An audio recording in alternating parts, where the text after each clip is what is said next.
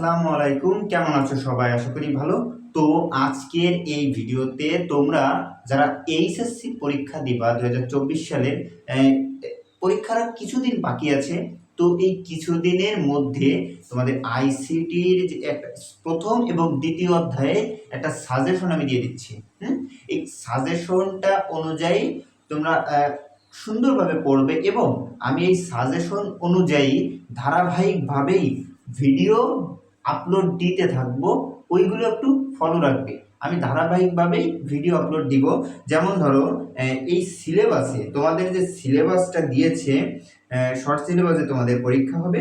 তো এইখান থেকে কিছু টপিক তোমরা পড়বে, সব কিছুই পড়তে হবে, কিন্তু এর ভিতর থেকে কিছু বাছাই করে একটা সাজেশন তৈরি করেছি, যেটা তোমাদেরকে এখন দিব।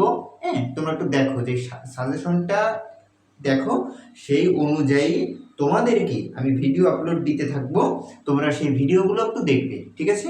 তো দেখো, প্রথমত প্রথম অধ্যায় নিয়ে বলি। প্রথম অধ্যায়টা যে সিলেবাসটা তোমাদেরকে দিয়েছে, সেখান থেকে ভার্চুয়াল রিয়েলিটিটা গুরুত্বপূর্ণ।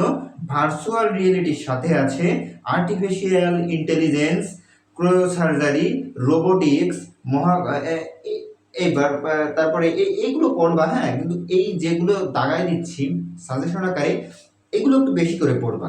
তারপর biometrics, bio informatics, genetic engineering, nano technology, ঠিক আছে?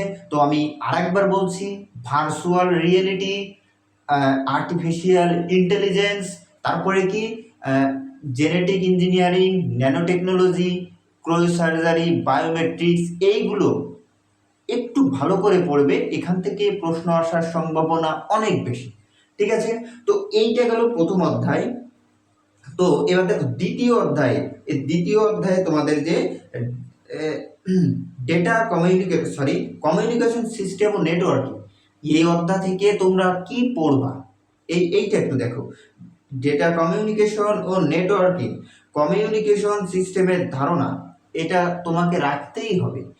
তারপরে কি হলো, ব্যান্ডউইথ খুব গুরুত্বপূর্ণ একটা বিষয়।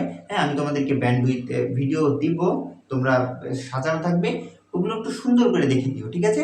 তারপরে আছে ডেটা ট্রান্সমিশন মোড এবং মেথড, এই দুইটাই, ডেটা ট্রান্সমিশন মোড এবং মেথড, এই দুইটা। তারপরে পড়বা তার মাধ্যম এবং তারবিহীন মাধ্যম, তার মাধ্যম এবং তারবিহীন মাধ্যম কোনগুলো? Microwave, radio, Bluetooth, wifi, WiMAX, এগুলো তোমরা পড়বে। তারপরে পড়বে আছে এই যে রাউটার, হাব, সুইচ, এগুলো একটু দেখবে। সেখান থেকে এবার আছে নেটওয়ার্ক টপোলজি, এই নেটওয়ার্ক টপোলজিটা তোমরা একটু দেখবে। আর তৃতীয় অধ্যায় তো তোমরা জানো, অঙ্ক তোমাদের থাকে তৃতীয় অধ্যায় থেকে।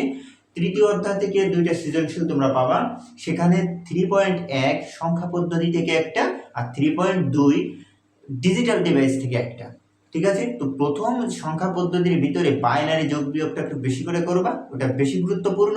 আর ডিজিটাল ডিভাইস থেকেও পড়বা এনকোডার, ডিকোডার, হাফ এডার, ফুল এডার এবং গেট বাস্তবায়ন। এইগুলো নিয়ে ভিডিও দেওয়া আছে, একটু দেখবা। এইচটিএমএলটা একটু পড়বা। এখন এই প্রথম আর দ্বিতীয় অধ্যায়, এটা হলো তোমাদের বিপদের বন্ধু। মানে ধরো 3 অধ্যায়, 4 অধ্যায়, 5 অধ্যায় থেকে তুমি যখন অঙ্ক পারবে না, তখন তোমার এই প্রথম এবং দ্বিতীয় অধ্যায় থেকে অ্যান্সার করে আসতে হবে। কারণ তুমি তো না লিখে আর চলে আসবে না, কিছু তো তোমাকে লিখতে হবে। ওই লিখবা হচ্ছে 1 অধ্যায় 2 অধ্যায় থেকে। এর জন্য আজকে 1 অধ্যায় 2 অধ্যায় নিয়ে একটু সাজেশন দিলাম, এবং এই সাজেশন অনুযায়ী তোমরা ভিডিও আপলোড দিব আমি, তোমরা একটু দেখে দিবা, ঠিক আছে? তো আজকে এই পর্যন্তই। সবাই ভালো থাকো, সুস্থ থাকো।